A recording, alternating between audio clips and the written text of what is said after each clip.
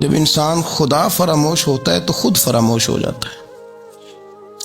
ہمارا بڑے زمانے سے تکیہ ہے، کبھی امریکہ پر، کبھی یورپ پر، کبھی برطانیہ پر، کبھی مالداروں پر، کبھی اسلحے والوں پر۔ اس کا نقصان یہ ہوا کہ اپنا کوئی وجود نہیں رہا، اپنا کوئی نظریہ نہیں رہا، اپنی کوئی سوچ نہیں رہی۔ ایسے محسوس ہوتا ہے کہ کوئی منشور نہیں، کوئی دستور نہیں، لگام منہ میں ہے اور اس کا سرا کسی کے ہاتھ میں ہے، وہ جدھر چاہتا ہے ہمیں گھما لیتا ہے۔ اللہ فرماتے ہیں یوں نہ ہو جانا کہ تم رب کو بھلا دو اور پھر تمہیں اپنا آپ بھی بھول جائے۔ اولئک ھم الفاسقون، فرمایا یہ وہ لوگ ہیں جو نافرمان ہیں اللہ کے، یہ نافرمان ہے۔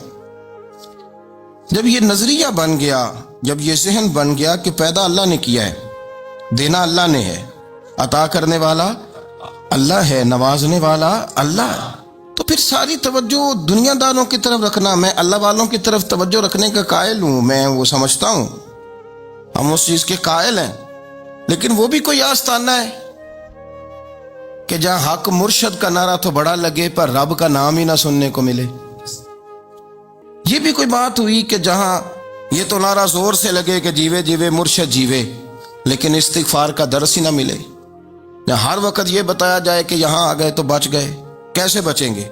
میرے رسول پاک علیہ السلام کا دروازہ سب سے بڑا دروازہ ہے، حضور کا دروازہ سب سے بڑا دروازہ ہے، لیکن میرے دوستو یاد رکھنا، نبی پاک علیہ السلام نے بھی لوگوں کو جب رستہ دکھایا ہے تو رب کریم کا رستہ دکھایا ہے، اللہ کا رستہ دکھایا، اللہ کریم کا رستہ دکھایا، لوگوں رب کی طرف توجہ کرائی۔ میرے رسول کریم سید عالم صلی اللہ تعالی علیہ وسلم نے لوگوں کی اللہ کی جانب توجہ کرائی اور لوگوں سے یہ کہا کہ وہ اپنے رب کریم کی جانب اپنا ذہن رکھیں، اپنی توجہ اپنے اللہ کی جانب مبذول کریں۔ میری بات کو اچھے طریقے سے سمجھیے گا، علم اللہ تبارک و تعالی عطا کرتا ہے تو اسے اللہ کی عطا ہی سمجھنا چاہیے۔ کچھ لوگوں کے پاس علم ہوتا ہے پر علم نافع نہیں ہوتا، وہ ٹامک ٹونیاں مارتے رہتے ہیں ساری زندگی۔ علم کو اللہ کی عطا سمجھیں، اپنی عقل پر، اپنے شعور پر زیادہ بھروسہ نہ سمجھیں، نظر اللہ پہ رکھیں۔ حضرت مولا علی شیر خدا کرم اللہ تعالی وجہہ الکریم سے کسی نے پوچھا تھا بڑا عالم کون ہوتا ہے؟ ہمارے ہاں تو اب وہ والے عالم پائے جاتے ہیں نا، اللہ ماشاءاللہ، جو ممبر پہ بیٹھتے ہیں تو دعوے ہی دعوے ہیں، ممبر پہ بیٹھتے ہیں تو دعوے ہی دعوے ہیں، اس طرح کے عالم ہمارے ہاں پائے جاتے ہیں، وہ ہر بات میں دعویٰ کرتے ہیں، میں یہ کر دوں گا، میں وہ کر دوں گا۔ یہ مزاج علماء کا نہیں۔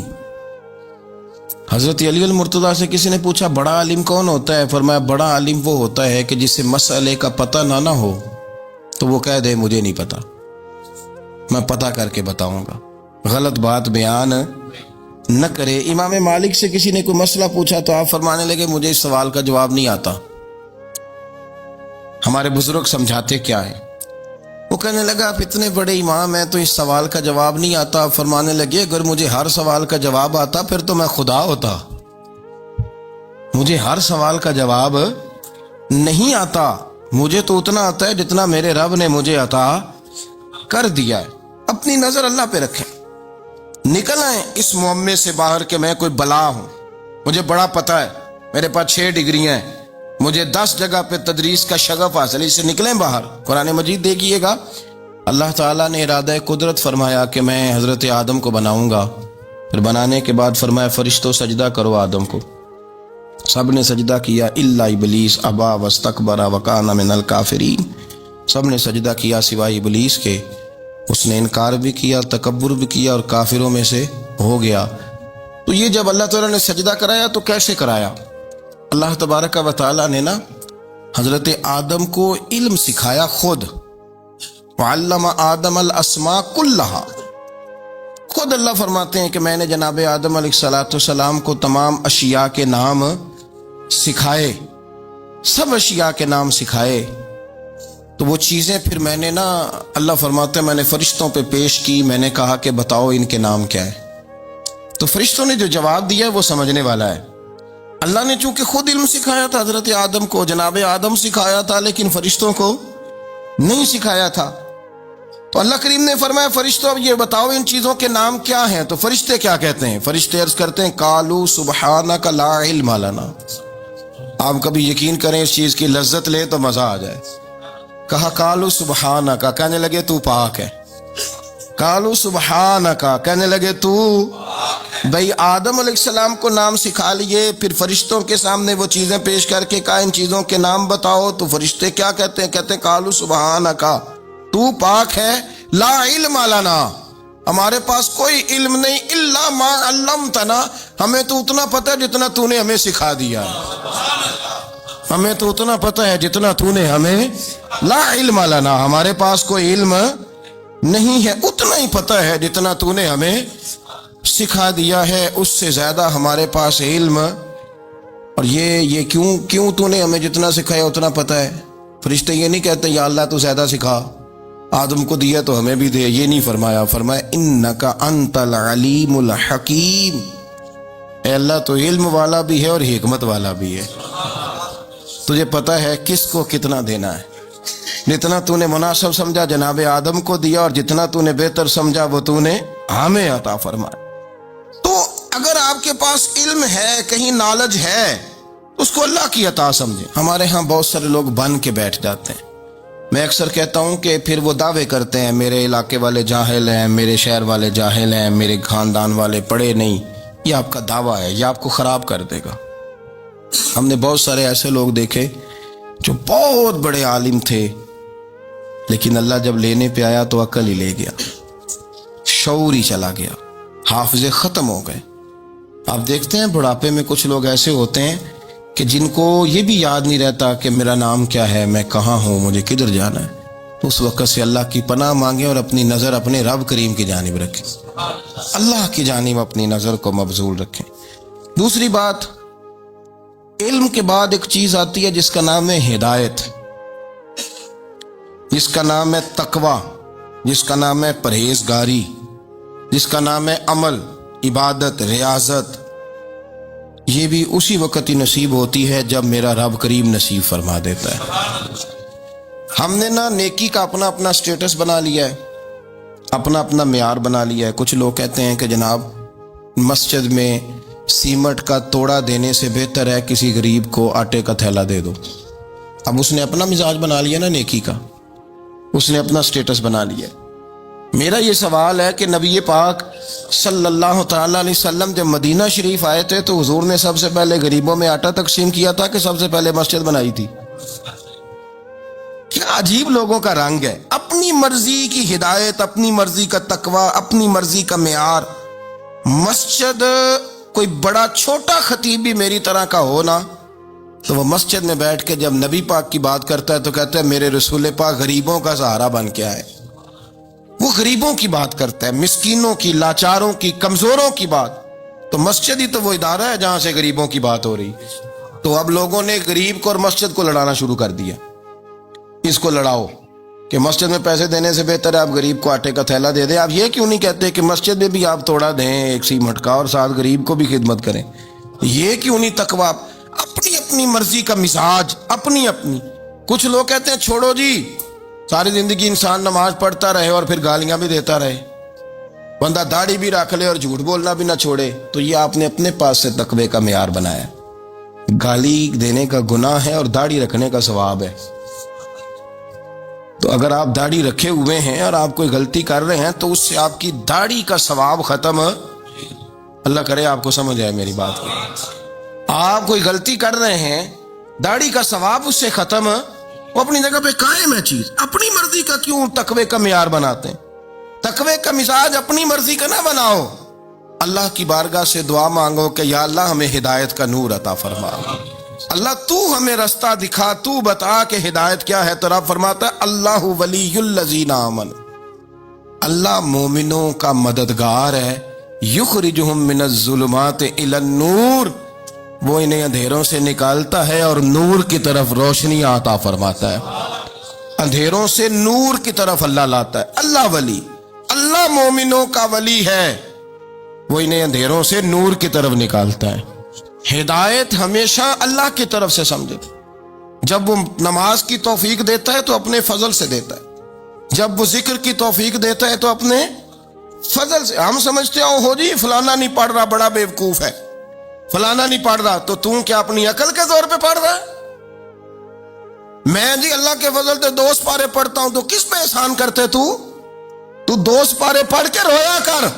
کہ اگر مالک تو بڑا قریب نہیں, بڑے لوگ ہیں جن کو پورا قرآن حفظ ہے پر انہیں پڑھنے کی توفیق نہیں, تو انہیں فضل کیا اور مجھے توفیق دے دی ہے پڑھنے کی. رویا کر, پڑھ کے رویا کر. راتی ساری کر کر زاری, وہ نیند اکھاں تھی توندے, تے فجرے اوہی گناہگار کہاون سب تو نیوے ہوندے. مہربانی کریں, ڈریں, نیکی کریں تو پھر ڈریں, پھر احساس پیدا کریں, پھر اپنے اندر وہ کمزوری لائیں کہ توبہ توبہ مجھے تو پتہ ہی نہیں, تو جانتا ہی نہیں.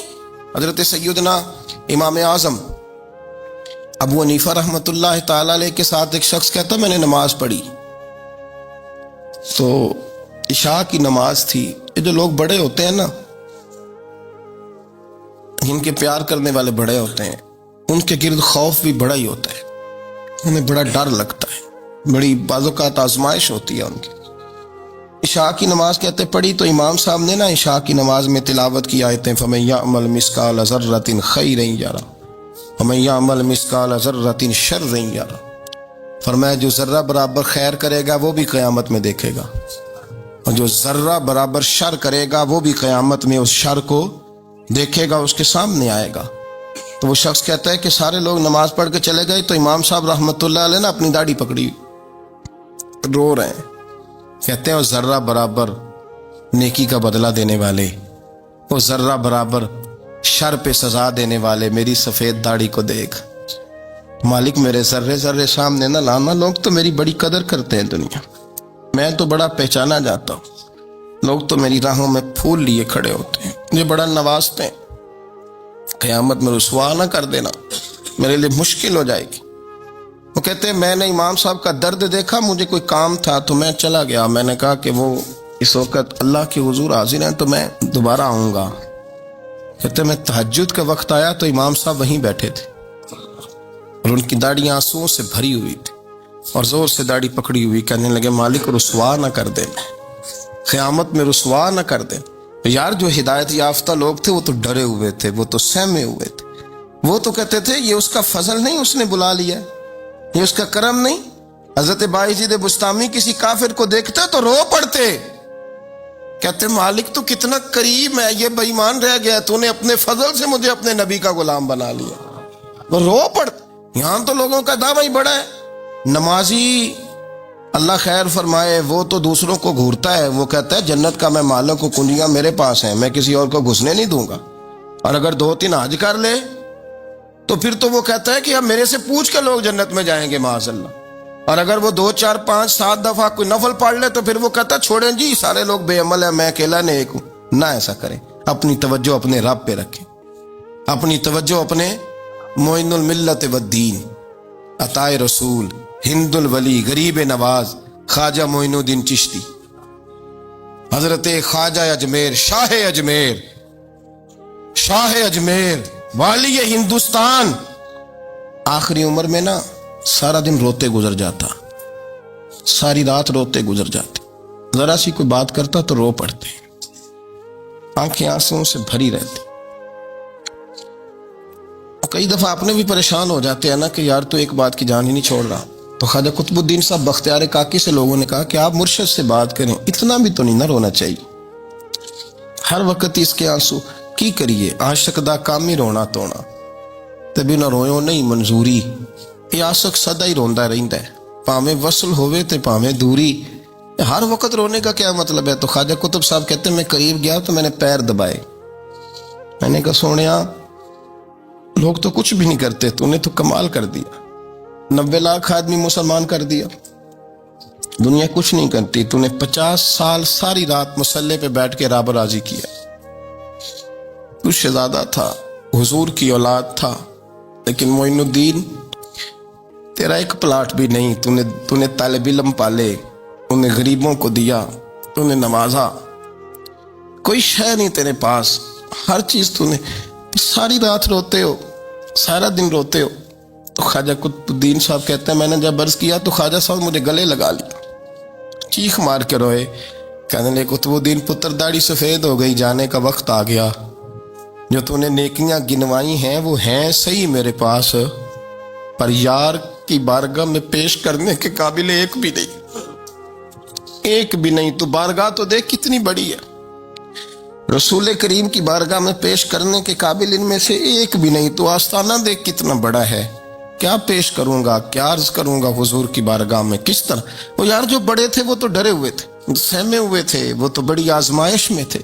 लेकिन मेरा और आपका रट्टा 2 नमाजें पढ़ के 6 नमाजों का दावा करना और लंबी चौड़ी कहानियां बनाना और अपने मुंह से अपनी तारीफें करना, इससे थोड़ा बाहर आए।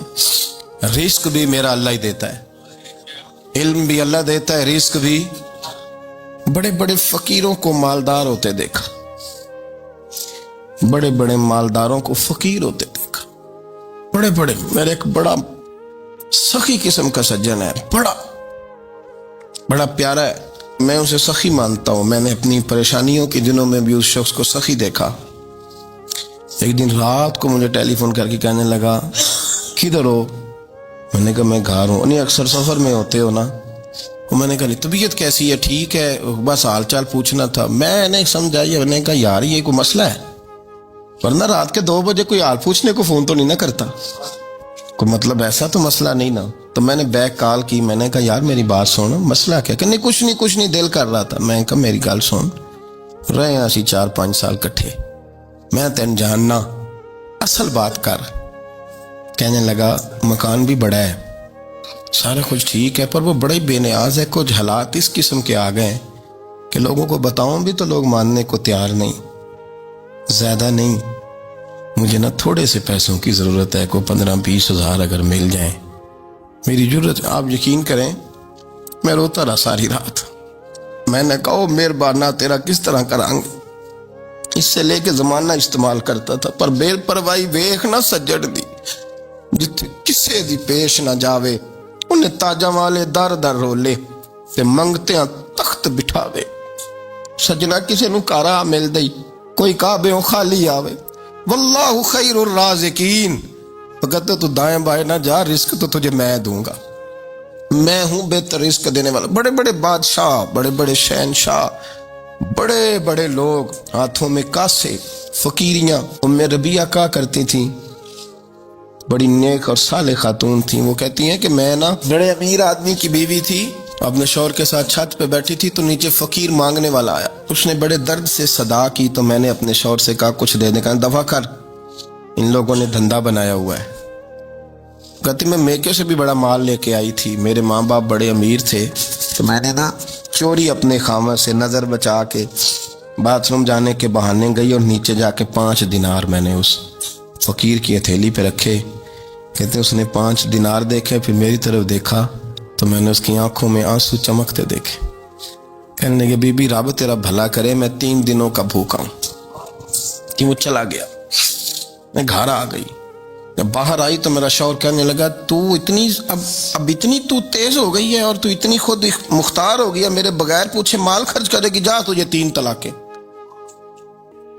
कहती मैं बालदार और वजादार बाप की बेटी थी, तलाक लेके घर आई तो मेरा बाप टूट गया, चारपाई पे चला गया। ओहो ये क्या बन गया। कहती बड़ी तकलीफ रही। 1-2 साल के बाद मेरे अब्बा ने मेरी शादी कर दी। अब जिस शौहर के पास गई वो बड़ा नेक था, परहेजगार था, अल्लाह ने बेहतरीन सिला दिया। कहती छत पे बैठी थी, दरवाजे पे फकीर आया, मैंने शौहर से कहा कुछ दे दूं।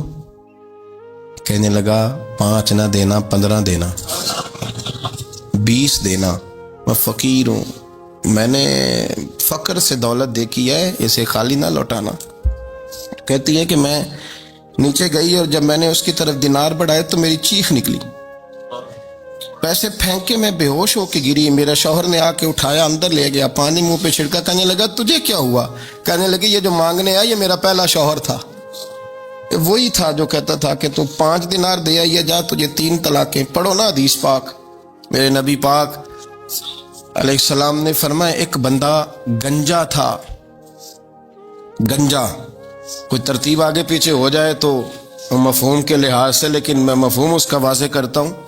एक गंजा था, कोई शय नहीं थी, सर पे बाल भी नहीं थे, रोया करता था। اللہ تعالیٰ نے فرشتے کو بھیجا, تجھے کیا چاہیے؟ تو کہنے لگا بال آ جائیں اور تھوڑا مال آ جائے. فرشتے نے ہاتھ پھیرا تو بال بھی آ گئے, تو بکریاں بھی آ گئیں, لائنیں لگ گئیں, مال ہی مال ہو گئی. دوسرے کے پاس گیا, وہ کوڑا تھا. اس کو جا کے کہا کیا چاہیے؟ کہنے لگا شفا ہو جائے اور کچھ اللہ تعالیٰ آسانی کر دے. شفا بھی ہو گئی, گائیں بھی دے دی, بھینسیں بھی دے دی, مال ہی مال ہو. پھر ایک کے پاس گیا, وہ اندھا تھا, تجھے کیا چاہیے؟ اس نے کہا آنکھیں مل لیں اور کچھ ساتھ اللہ مال دے دے. اونٹ ہی اونٹ ہو گئے. جب بڑا نواز دیا تو پھر مالک نے امتحان لینے کا ارادہ کیا. یاری تیری سونا ہے پر آزمائشاں بھی تیریاں اگ. آزمائشاں تیریاں, صحیح کہہ رہا ہوں, آزمائشاں تیریاں. یاری تیری سونا ہے پر آزمائشاں تیریاں. یہ سونا پرکھیا جامدائی پہلو نال لگاں دے لگ. اللہ نے فرمایا آزمائش کرو. سب سے پہلے گنجے کے پاس آئے, اسے کہا اللہ کے رستے میں کچھ دیکھا نہیں لگا, میرے خرچے ہی بڑے. دیکھو تو صحیح کتنی مشکل میں وقت گزارتا ہوں, حال ہی کوئی نہیں. تو اس نے کہا میں نے تو سنا ہے تو گنجا اور بھوکا ننگا تھا. کہنے لگا میں تو جدی پشتی رئیس اعظم ہوں, تو یہ کس پاگل نے کہا ہے بھاگ جا. اس نے کہا اچھا جیسے تو تھا ویسے ہی ہو جائے. کھیت کھلیان اجڑ گئے, پھر سے گنجا ہو گیا. حضور علیہ السلام فرمانے لگے. پھر وہ اس کے پاس گیا جو کوڑا تھا, اسے کہا کچھ دے. کہنے لگا خرچے ہی بڑے. اب پوچھ لیں کسی امیر آدمی سے, کہے گا چکی کے نیچے ہاتھ ہے میرا, میرے سے زیادہ تو اب پریشان بندہ ہی کوئی نہیں. کیا بتاؤں آپ کو, اتنا ٹیکس ہے, اتنا جرمانہ ہے, فلانی شیف, بڑا کچھ گنواتے ہیں لوگ. اس نے کہا میں نے تو سنا تو پہلے کوڑا تھا. اس نے کہا جا دوڑ جا, میں تو رئیس اعظم ہوں, دادا بھی پردادا بھی اور ساری نسل ہی. اس نے کہا اچھا جیسے تو تھا ویسے ہی ہو جائے. پھر وہ گیا اندھے کے پاس اور جا کے کہا اللہ کے نام پہ کچھ دے. تو کہنے لگا رب کے نام پہ؟ یہ کھڑے ہیں اونٹ, جتنے تیرے دل کرے لے دا. اس نے کہا کیا معنی اس بات کا؟ کہنے لگا یار تجھے کیا بتاؤں, میں تو اندھا تھا, میں نے تو کبھی دنیا دیکھی نہیں تھی. پھر اس کریم نے فضل کیا تو مجھے بڑا کچھ دکھایا. میں کیا بتاؤں, میرا دل کر رہا ہے کہہ دوں کہ پھر اس نے کعبہ دکھایا, پھر اس نے روضہ رسول دکھایا, پھر اس نے ریاض الجنہ کے سجدے دکھائے, پھر اس نے اپنے محبوب کے دروازے کی رونقیں دکھائیں. اس نے بڑا کچھ دیا, اس نے بڑا نوازا. میرے پاس تو شاید میں بدکار پرانا خادم, کسے در ملی نہ ٹوئی. ایت واصف یار نے نظر جو کی تھی, پھر واصف ہی ہوئی. یہ تو اس کا کرم ہوا. تو یہ وہ کہنے لگا تو اللہ کے نام پہ جان مانگ, میں وہ بھی دینے کو تیار. میرے پاس تو شے ہی کوئی نہیں تھی, مجھے تو اپنا پتہ ہے, میں تو کوئی شے نہیں تھا, کچھ نہیں تھا میرے پاس. یہ تو ان کا کرم ہے کہ رخ ان کا ادھر ہے, اور مختصر سی میری کہانی ہے, یہ جو بھی ہے ان کی مہربانی ہے. تو وہ کہنے لگا میں بھی کچھ لینے نہیں آیا تھا, تیری آزمائش ہی کرنے آیا تھا. تیری عزتیں بھی سلامت رہیں گی, تیرا مال بھی سلامت رہے گا, تیری شفا بھی. اپنی زندگی میں کبھی بھی اللہ کی بارگاہ سے توجہ ادھر ادھر نہ کریں. چھوڑیں لوگ کیا کر رہے ہیں, دنیا کیا کہہ رہی, کبھی بھی اپنی توجہ دائیں. ہمارا یہ مسئلہ بن گیا کہ ہماری سیاست ہے, ہماری دنیا داری ہے, ہم بندوں کو راضی کرنا چاہتے ہیں. ہم دیکھتے ہیں کون کس طرح, اور آپ یقین کریں آپ تھک جائیں گے, بندے راضی نہیں ہوں گے, وہ نہیں راضی ہوتے. آپ ان کو منا کے لائیں گے تو ادھر والے نکل جائیں گے, ادھر کو منائیں گے تو ادھر والے نکل جائیں گے. اس چکر سے باہر آئیں, اس رب کو راضی کریں جو فرماتا ہے ان الذین آمنوا وعملوا الصالحات سیجعل لهم الرحمن ودا. فرمایا تو ایمان لانے کے بعد نیک عمل کر, میں لوگوں کے دلوں میں تیری محبت پیدا کر دوں. رحمان لوگوں کے دلوں میں محبت ڈال دے گا. اللہ لوگوں کے دلوں میں. اپنی نظر ہمیشہ اپنے رب پہ رکھیں. اتنی لمبی چوڑی دنیا داروں سے امیدیں نہ وابستہ کریں. میں نے دیکھا ہے لوگ کا سال ایسی کرتے ہیں, کبھی اس کے دروازے پہ کبھی اس کے دروازے پہ. ان چکروں سے باہر آئیں اور اپنے رب کی بارگاہ کی طرف توجہ کریں. استغفار شوق سے پڑھا کریں, اور اکیلے میں نہ, اکیلے میں. حضرت رئیس المتکلمین مولانا نقی علی خان صاحب رحمۃ اللہ نے لکھا ہے کہ فرعون 500 سال حکومت کر گیا. یہاں تو 5 سال کی حکومت کی پیر لڑکھڑاتے ہیں, 500 سال. فرماتے اصل وجہ یہ تھی کہ دنیا جب سو جاتی تھی نا تو اوپر چادر لے کے تو مصلے پہ بیٹھ جاتا تھا, اور ہاتھ باندھ کے کہتا تھا رب تو ہی ہے, میرا پردہ نہ کھولنا, مالک تو ہی ہے, کرم نوازی کرنا, میری پکڑ نہ کرنا. وہ بےمان ہو کے اگر 500 سال ہاتھ باندھے تو گزارا کر لیتا ہے، تو ایماندار ہے۔ پر مسئلہ یہ ہے کہ تو رات کو بکل مار کے ہاتھ نہیں نہ باندھتا، تو منت نہیں کرتا، تو استغفار نہیں کرتا۔ توبہ کریں تو بچے رہیں۔ وہ اتنی لمبی حکومت کر گیا چونکہ رات کو کہتا تھا مالک رب تو ہی ہے، لیکن مہربانی فرما، میری پکڑ نہ فرما، تو اللہ نے تو اس کو مہلت دے دی۔